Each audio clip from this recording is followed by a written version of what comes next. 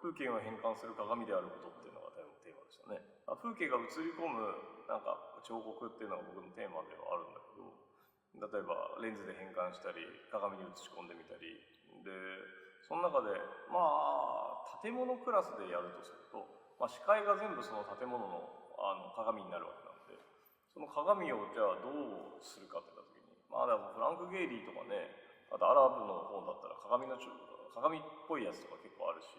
アニシュ・カプーワだったら鏡っぽいものを彫刻で作ってることも多いんで、でもああいうのはああいうので美しいけど、それとまたちょっと違ったジャンルのものなんかないかなと思った時に、じゃあ伸びたり縮んだり動いたりざわめいたりする鏡を、反射率高く作ったら、それって多分人類が作ったことないものだから、面白いなと思ってやってみたっていうのが今回のポイントかな。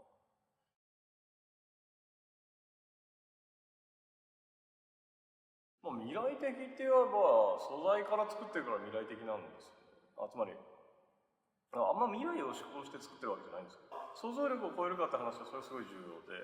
で、万博5年ぐらいの期間があるので、やり始めてからできるまで。そうすると研究開発可能なんですよね。で研究開発可能で、研究開発して素材を作るとか材料を作るとか、とある目的のために何かを作るとかができるので、そうなってくると、外観はなんか鏡がしたい、ヌルヌルしたものがしたい、彫刻的なものがやりたいっていうのを、もう最初のプロデューサーが一人で書く企画書みたいになのあるんですけど、そこに書いてあって、でへっこんだ凹面鏡と凸面鏡と蔵型とかを切り替えられる形になってると良いって書いてあるんですよ。でそれでヌルヌルした建物を作るっていうのでこうなったんだけど、でその鏡の外観を作りたいっていうところから始めたんで、もう素材作らないとそれはできないだろうっていうことになって、でその素材を作るっていうところを3年かけてやったから、なんで想像力を超えてるかっていうと、市場にない素材でできてるから、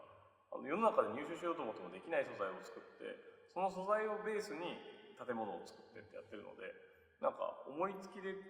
作れる形とはまたちょっと違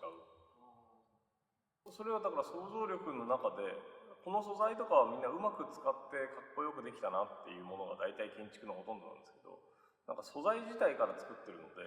想像力は超えてくるだろうなっていうのはもちろんあって、アクチュエーターで動くっていうことを前提にした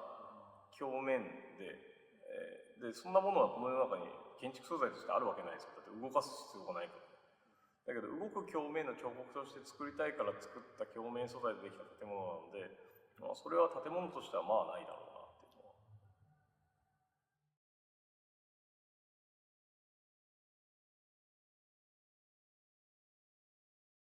のは。空に半分溶けてるからね、建物は。なんか、暗い部屋の中で境界がなくなるっていう考え方も悪くはないんだが、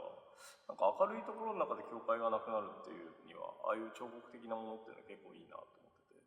で、なんか日光の下でやっぱそう見せるとすると、自発光だとまだ弱いんですよね。LED だとまだ弱くて。もちろん自分明るいところで見せる LED の作品結構作ってるんだけど、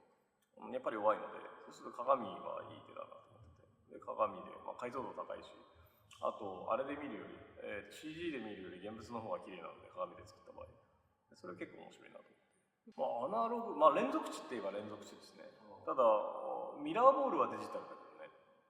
つまりミラーボールは分割された鏡でできてて、で、そ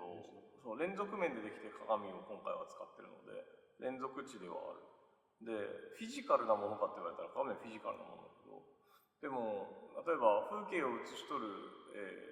すごいいいカメラと、すごい良いディスプレイがあったら、鏡と一緒なことができるかって言ったら、究極的にはできるはずなので、本質的には区別はないが、今は出せるエネルギーが鏡の方が強いって感じですかね。AI もそう。だからデジタルの鏡としたら、人間の記号を写し取った鏡も作れるし、あとは外見を写し取った鏡も作れるし、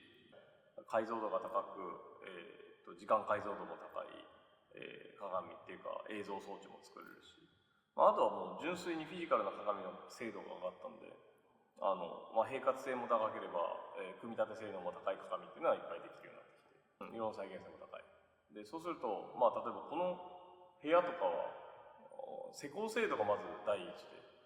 0.5 度歪んだらこうはならないので、施工精度の非常に高い人たちじゃないとできない。天井まだ歪んでるけど、天井も頑張って作った気がする。床とね、縦面は多分本当に施工精度が高いんですよ。これ以上石膏精度高い鏡のルーム見たことがないので、非常に8メートル級でこの石膏精度はだいぶわずか 0.5 度歪んだだけで僕が怒るっていうすごい状態がいっぱいあって、 0.5 度ぐらい出せんだろうって。ただこの縦はすごい精度高いと思いますね。左右と上下2回ぐらい割り直してますから、剥がさないとダメなんですよ、直すのに。角度そうだから驚異の工作精度です。そうじゃないと広く見えないから、どんどん歪んでいくんで、反射合わせ鏡だから、ちっちゃな歪みが増幅される。反射見ると1本目2本目ぐらいまでは成立してるんだけど、3本目から平滑性が取れなくなって4本目で気づいて5本目でダメになってるから。